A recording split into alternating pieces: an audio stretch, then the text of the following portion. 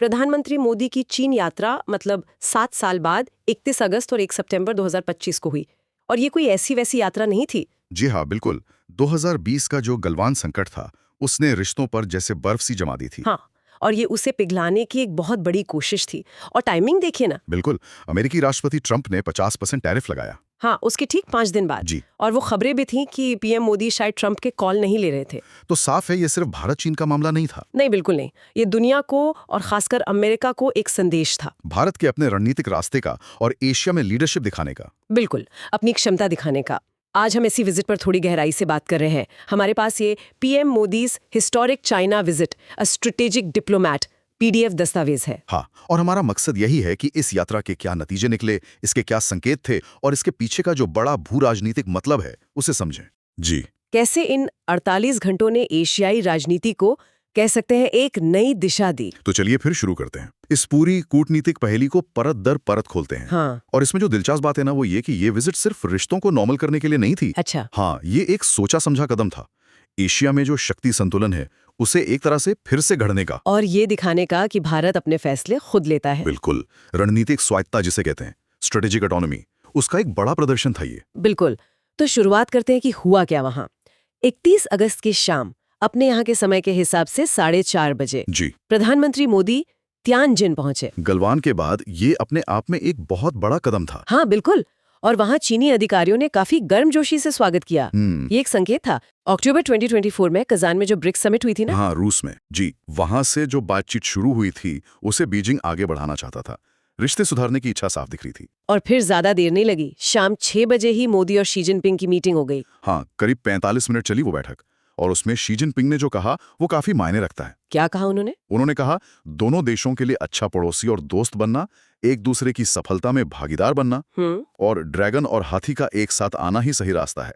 ये ड्रैगन और हाथी वाली बात। हाँ, ये काफी सिंबॉलिक है। जी। एक तरह से एशियाई एकता की बात पश्चिमी नजरिए से हटकर। और प्रधानमंत्री मोदी का जवाब क्या था? उनका जवाब भी बहुत नपातुला और रणनीतिक था। उन्होंने कहा, सीमा पर सेनाओं के पीछे हटने के बाद शांति और स्थिरता का माहौल बना है। मतलब पहले शांति, फिर बाकी बातें। बिल्कुल। और फिर कहा, हम दोनों देशों के 2.8 अरब लोगों का हित हमारे सहयोग से जुड़ा है और ये पूरी मानवता की भलाई का रास्ता भी खोलेगा। मतलब साफ था, आगे बढ़ना है, लेकिन सीमा पर शांति पहली शर्त है। तो इस बैठक से और क्या ठोस बातें निकली सीमा के अलावा? कई अहम बातें थीं। पहली तो यही, सीमा प्रबंधन। दोनों ने माना कि अक्टूबर 2024 वाले समझौते के बाद सीमा पर शांति बनाए रखने में कामयाबी मिली है। और आगे भी सीमा विवाद का एक ठीक-ठाक, तर्कसंगत और दोनों को मंजूर हल निकालने पर जोर दिया गया। और व्यापार का क्या? वो जो लगभग 100 अरब डॉलर का व्यापार घाटा है भारत का चीन के साथ। हाँ, वो बहुत बड़ा मुद्दा है, उस पर भी बात हुई।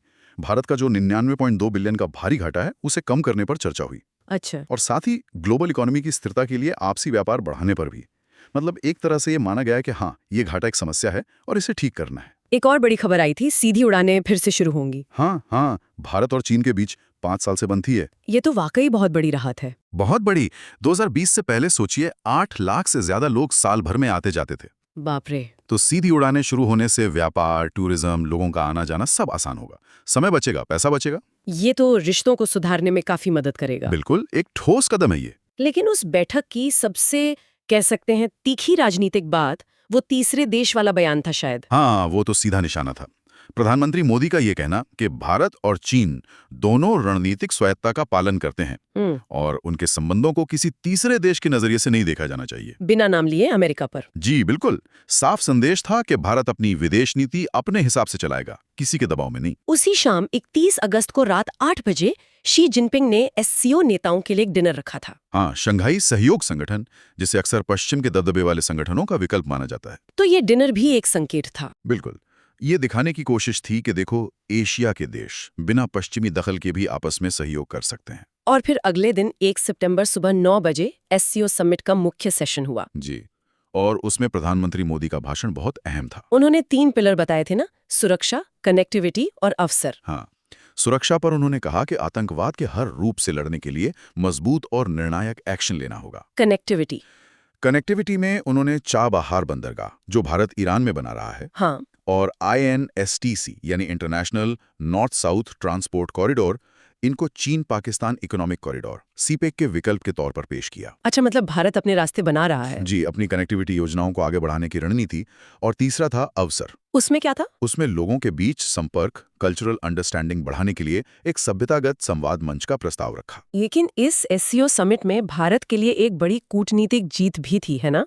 पहलगाम हमले वाली बात। हाँ, बिल्कुल। और ये शायद इस पूरी यात्रा की सबसे बड़ी सफलताओं में से एक थी। कैसे? वो जो टियानजिन घोषणा पत्र जारी हुआ ना समिट के बाद, हाँ। उसमें 22 अप्रैल 2025 को पहलगाम कश्मीर में जो आतंकी हमला हुआ था, उसकी सभी सदस्य देशों ने एक आवाज में निंदा की, सर्वसम्मति से। ये इसलिए भी बहुत बड़ी बात है क्योंकि सिर्फ 3 महीने पहले जून 2025 में चीन के ही किंगदाओ शहर में एससीओ रक्षा मंत्रियों की बैठक हुई थी। जी। और वहां रक्षा मंत्री राजनाथ सिंह ने जॉइंट स्टेटमेंट पर साइन करने से मना कर दिया था। बिल्कुल, क्योंकि उसमें पहलगाम हमले का जिक्र नहीं था। तो ये तो पूरा यू टर्न हो गया चीन के रुख में। हाँ, बिल्कुल। और टियानजिन घोषणा में साफ लिखा था, सदस्य देशों ने 22 अप्रैल 2025 को पहलगाम में हुए आतंकवादी हमले की कड़ी निंदा की।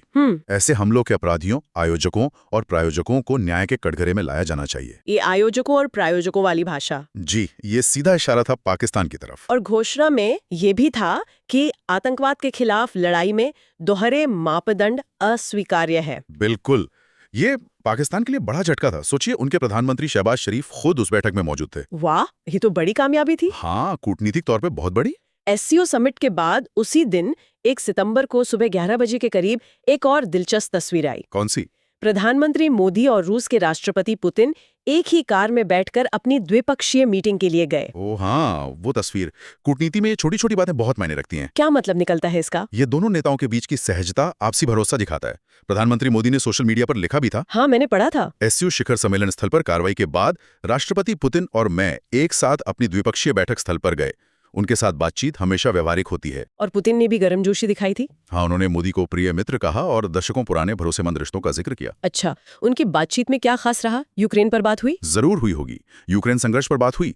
प्रधानमंत्री मोदी ने फिर शांतिपूर्ण समाधान पर जोर दिया। कहा कि मानवता रूस यूक्रेन संघर्ष का अंत चाहती है। लेकिन अमेरिका के दबाव का क्या, रूस से तेल खरीदने वगैरह पर? देखिए, दबाव तो था, लेकिन इस मुलाकात ने दिखाया कि अमेरिकी दबाव के बावजूद भारत और रूस अपना ऊर्जा सहयोग जारी रखेंगे। मतलब तेल की खरीद जारी रहेगी? जी, और रक्षा साझेदारी भी। इसे विशेष और विशेषाधिकार प्राप्त रणनीतिक साझेदारी कहा गया। मतलब रिश्ते मजबूत रहेंगे। और उसी दिन दोपहर में एक और मीटिंग हुई थी मोदी जी की साई जी के साथ। वो कौन है? साइची वो चीन की कम्युनिस्ट पार्टी के पोलित ब्यूरो की स्टैंडिंग कमेटी के सदस्य हैं। मतलब चीन के सबसे ताकतवर नेताओं में से एक। तो उनसे मिलना क्यों खास था? ये इसलिए खास था क्योंकि ये दिखाता है कि भारत चीन के साथ सिर्फ सरकार से सरकार नहीं, बल्कि पार्टी टू पार्टी लेवल पर भी जुड़ना चाहता है। अच्छा, मतलब गहरे और लंबे रिश्ते बनाने की कोशिश। हाँ, एक तरह का संस्थागत जुड़ाव। Institutional engagement. तो ये तो हो गई सारी मुलाकातें और बैठकें। अब अगर हम इन 48 घंटों के निचोड़ पर आएं, तो असल में मिला क्या?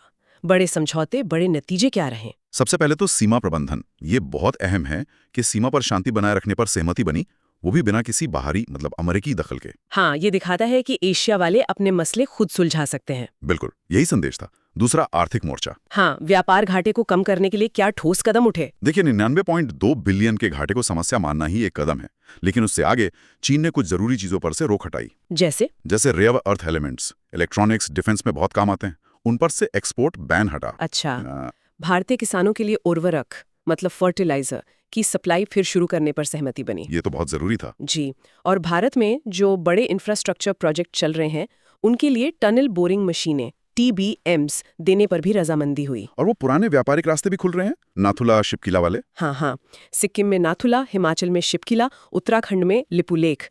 इन रास्तों से बॉर्डर ट्रेड फिर से खोलने पर सहमति बनी। इससे तो लोकल व्यापार को बहुत फायदा होगा। बिल्कुल, और माल ढुलाई का खर्च भी कम होगा। और सीधी उड़ाने तो हैं ही। लोगों के बीच संपर्क बढ़ाने के लिए और क्या हुआ? कैलाश मानसरोवर यात्रा। हाँ, कैलाश मानसरोवर यात्रा जारी रखने पर सहमति बनी। ये भारतीय श्रद्धालुओं के लिए बहुत अहम है। और टूरिस्ट वीजा नियमों में भी कुछ ढील देने की बात हुई। अच्छा, ये सब मिलकर लोगों के बीच आना जाना आसान करेंगे। जी, पीपल टू पीपल कनेक्ट बढ़ेगा। और एससीओ समिट वाली जो कूटनीतिक जीत थी, पहलगाम हमले की निंदा, उससे पाकिस्तान वाकई अलग थलग पड़ गया। हाँ, बिल्कुल, ये भारत की बड़ी डिप्लोमेटिक विक्ट्री थी। पाकिस्तान का नाम नहीं लिया, लेकिन प्रायोजकों को न्याय के कटघरे में लाने की बात सीधी चोट थी। वो भी चीन और रूस जैसे देशों की मौजूदगी में। बिल्कुल, और साथ ही भारत ने चाबहार और INSTC को आगे बढ़ाकर और UN सिक्योरिटी काउंसिल में रिफॉर्म की मांग उठाकर अपना रीजनल लीडरशिप भी दिखाया। चलिए, अब जरा इसके रणनीतिक संदेशों पर आते हैं। अमेरिका को क्या संदेश गया इससे? देखिए, कई संदेश गए। पहला और सबसे साफ, एशिया के मसले एशिया में सुलझ सकते हैं, हमें आपकी जरूरत नहीं। सीमा शांति इसका सबूत है। दूसरा? दूसरा संदेश आर्थिक था कि भारत के पास विकल्प हैं। आप टैरिफ लगाइए, लेकिन हमारे पास चीन के साथ 99.2 बिलियन डॉलर का व्यापार है, सप्लाई चेन जोड़ने की बात है, मतलब हम कहीं और देख सकते हैं। और तीसरा वो रणनीतिक स्वायत्ता वाला? हाँ बिल्कुल, मोदी जी का वो तीसरे देश के चश्मे वाला बयान, फिर चीन और रूस दोनों के साथ आराम से मिलना जुलना। हाँ। ये दिखाता है कि भारत अपनी विदेश नीति अपनी मर्जी से चलाएगा, किसी के कहने पर नहीं। और चौथा संदेश? चौथा ये कि मल्टीलैटरल मंच, खासकर जो पश्चिम के नहीं हैं, जैसे एससीओ, वो अब ज्यादा मजबूत हो रहे हैं। अच्छा। शी जिनपिंग ने 2026 में भारत में होने वाले ब्रिक्स समिट का न्योता स्वीकार किया, ये भी इसी तरफ इशारा है। रूस के साथ रिश्तों पर क्या असर देखा? अमेरिकी दबाव काम नहीं आया? वो मोदी पुतिन की कार वाली तस्वीर और बातचीत का लहजा देखिए, साफ है कि पर्सनल केमिस्ट्री और स्ट्रेटेजिक पार्टनरशिप अमेरिकी दबाव से ऊपर है। यूक्रेन पर भारत ने अपना स्टैंड बनाए रखा। हाँ, शांति की अपील की, लेकिन साथ ही ऊर्जा, तेल खरीदना और रक्षा में रूस के साथ खड़े रहने का संदेश भी दे दिया। इस यात्रा को चीनी मीडिया ने कैसे कवर किया? क्या अहमियत दी? काफी अहमियत दी। चीन का जो बड़ा सरकारी अखबार है, चाइना डेली, उसके पहले पन्ने पर मोदी शी मीटिंग की खबर थी। हेडलाइन थी, साझेदारी चीन भारत संबंधों के लिए महत्वपूर्ण मानी जाती है। अच्छा। और एक एडिटोरियल भी था कि पड़ोसियों का सहकारी कदम ग्लोबल साउथ के लिए महत्वपूर्ण वरदान होगा। मतलब चीन इसे सकारात्मक रूप में देख रहा था। हाँ, और दिलचस्प बात यह है कि एससीओ समिट की खबरों में सिर्फ मोदी शी मीटिंग को ही फ्रंट पेज पर जगह मिली। ये दिखाता है कि चीन भारत के साथ रिश्तों को कितनी अहमियत दे रहा था। तो क्या ये सब मिलकर एक बड़े भू राजनीतिक बदलाव की तरफ इशारा कर रहे हैं? वो जो एशियाई शताब्दी की बात होती है? देखिए, कहना जल्दबाजी होगी, पर संकेत तो उसी तरफ है। ड्रैगन और हाथी का साथ आना सिर्फ कहने की बात नहीं, बल्कि एक वैकल्पिक विश्व व्यवस्था बनाने की कोशिश है, जो पश्चिम के दबदबे से अलग हो। जी। सफल एससीओ समिट दिखाता है कि यह मुमकिन है। अगर एशिया की दो बड़ी ताकतें, भारत और चीन, मिलकर काम करें, तो इसका असर पूरी दुनिया पर पड़ेगा। और अमेरिका का असर कम होगा इस क्षेत्र में। हाँ, ये हो सकता है। अमेरिका का स्ट्रेटेजिक आइसोलेशन हो सकता है रीजन में। आर्थिक तौर पर देखें तो फॉरेन क्या फायदे हुए इस यात्रा से? जैसा हमने कहा, fertiliser, rare earth, tunnel boring मशीनें, इनका आयात फिर शुरू होना तुरंत फायदा है। हाँ। सीधी उड़ानें शुरू होने से टूरिज्म और बिजनेस ट्रैवल को तुरंत बूस्ट मिलेगा। बॉर्डर ट्रेड खुलने से लोकल इकोनॉमी को भी। और लंबे समय में क्या उम्मीद करें? उम्मीद है कि भारत का एक्सपोर्ट बढ़ेगा। फार्मा, आईटी सर्विसेज को चीन के बाजार में ज्यादा पहुंच मिल सकती है। बड़े इंफ्रा प्रोजेक्ट्स में चीनी निवेश या पार्टनरशिप बढ़ सकती है। और सबसे अहम, शायद एक वैकल्पिक सप्लाई चेन बने जो पश्चिमी कंट्रोल से बाहर हो। डॉलर पर निर्भरता कम करने की भी बात हो सकती है। हाँ, आपसी व्यापार में अपनी करेंसी का इस्तेमाल बढ़ सकता है। ये सब मिलकर भारत की आर्थिक सुरक्षा को मजबूत करेगा। तो कुल मिलाकर ये यात्रा भारत के बढ़ते वैश्विक प्रभाव को कैसे दिखाती है? कई तरह से। कूटनीतिक तौर पर देखिए, बिना बाहरी मदद के सीमा पर शांति। हाँ। तनाव के बावजूद चीन से आर्थिक रिश्ते सुधारना। जी। आतंकवाद पर पाकिस्तान को अलग थलग करना। बिल्कुल। और अमेरिकी दबाव के बावजूद रूस से मजबूत रिश्ते बनाए रखना। ये सब भारत की कुशल कूटनीति और बढ़ते दबदबे का सबूत है। तो ये भारत को एक ज्यादा परिपक्व, एक मैच्योर ग्लोबल पावर के तौर पर भी दिखाता है। निश्चित रूप से ये यात्रा दिखाती है कि भारत अब एक ऐसी ताकत है जो मुश्किल रिश्तों को संभाल सकता है। वो अमेरिका, रूस, चीन सबके साथ अपने हितों के हिसाब से डील कर सकता है, किसी एक खेमे में बंधे बिना। ये रणनीतिक स्वायत्ता अब सिर्फ कागज पर नहीं, जमीन पर दिख रही है। बिल्कुल। और ये ग्लोबल साउथ के दूसरे देशों के लिए भी एक मिसाल है जो बड़ी ताकतों के दबाव से बचना चाहते हैं। भविष्य की बात करें तो अगले 6 महीने में क्या देखने को मिल सकता है? उम्मीद है दिसंबर 2025 तक सीधी उड़ानें पूरी तरह चालू हो जाएंगी। ठीक है। बॉर्डर ट्रेड बढ़ता दिखेगा। और 2026 में भारत में जो ब्रिक्स समिट बनी है, उसकी तैयारियां शुरू होंगी। शी जिनपिंग आएंगे, ये तय हो गया है। और अगर हम 5-10 साल आगे देखें, 2030 तक, क्या बड़े रणनीतिक बदलाव आ सकते हैं? यहाँ संभावनाएं काफी दिलचस्प हैं। एक तरफ चीन भारत का बढ़ता आर्थिक सहयोग, हाँ। दूसरी तरफ जापान से भी भारत में बड़ा निवेश आ रहा है। वो 67 बिलियन वाली बात थी ना सोर्स में। जी, ये सब मिलकर एक मजबूत एशियाई इकोनॉमिक ब्लॉक बना सकते हैं, जो पश्चिम पर निर्भरता कम करेगा। और सुरक्षा के लिहाज से एससीओ जैसे मंचों और आपसी समझौतों से एशिया की अपनी सुरक्षा व्यवस्था मजबूत हो सकती है। और ग्लोबल गवर्नेंस जैसे यूएन वगैरह में सुधार के लिए भारत चीन मिलकर ज्यादा जोर डाल सकते हैं। ग्लोबल साउथ की आवाज मजबूत होगी। तो निष्कर्ष यही निकलता है कि प्रधानमंत्री मोदी की ये चीन यात्रा सिर्फ एक रूटीन डिप्लोमेसी नहीं थी। नहीं, बिल्कुल नहीं। ये एक बड़ा रणनीतिक दाव था। इसने एशिया में पावर इक्वेशंस बदल दी हैं। मुख्य उपलब्धियां क्या रहीं, एक बार फिर से बताएं। सीमा पर शांति का प्रदर्शन, अमेरिका के अलावा आर्थिक विकल्प दिखाना, एशिया में लीडरशिप का दावा, रणनीतिक स्वायत्तता का सबूत और पाकिस्तान का कूटनीतिक आइसोलेशन। और वॉशिंगटन को क्या संदेश गया? संदेश बहुत साफ था।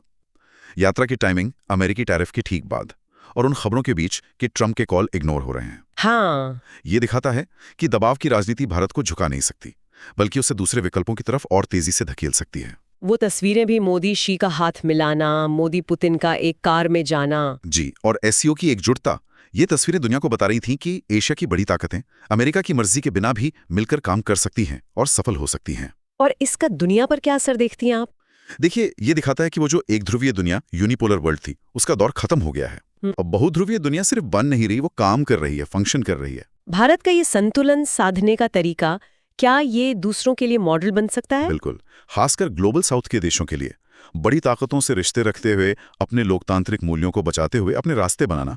और अमेरिका के लिए ये एक तरह की चेतावनी है। हाँ, कि शायद उनकी सजा देने वाली या दादागिरी वाली नीतियां उल्टा असर कर रही हैं, उन्हीं गठबंधनों को मजबूत कर रही हैं जिन्हें वो रोकना चाहते थे। जैसा चीनी अखबार ने लिखा था, साझेदारी चीन भारत संबंधों के लिए महत्वपूर्ण है। शायद यही एशियाई सदी की भविष्यवाणी है जिसका सपना शी और मोदी दोनों देख रहे हैं, चाहे उसमें अमेरिका शामिल हो या ना हो। तो इस पूरी बातचीत के बाद एक सवाल मेरे मन में आ रहा है जिस पर शायद हमारे श्रोताओं को भी सोचना चाहिए। जी बताइए। भारत एक तरफ चीन और रूस जैसे देशों के साथ इतने जटिल रिश्ते संभाल रहा है, दूसरी तरफ चाबहार, INST जैसे अपने रास्ते भी बना रहा है और जापान जैसे देशों से बड़ा निवेश भी ला रहा है। तो ये जो नया कई ध्रुवों वाला एशियाई आर्थिक और रणनीतिक ब्लॉक बन रहा है, वो पश्चिम के नेतृत्व वाले मौजूदा वैश्विक सिस्टम के लिए, उसके भविष्य के लिए असल में क्या मायने रखता है?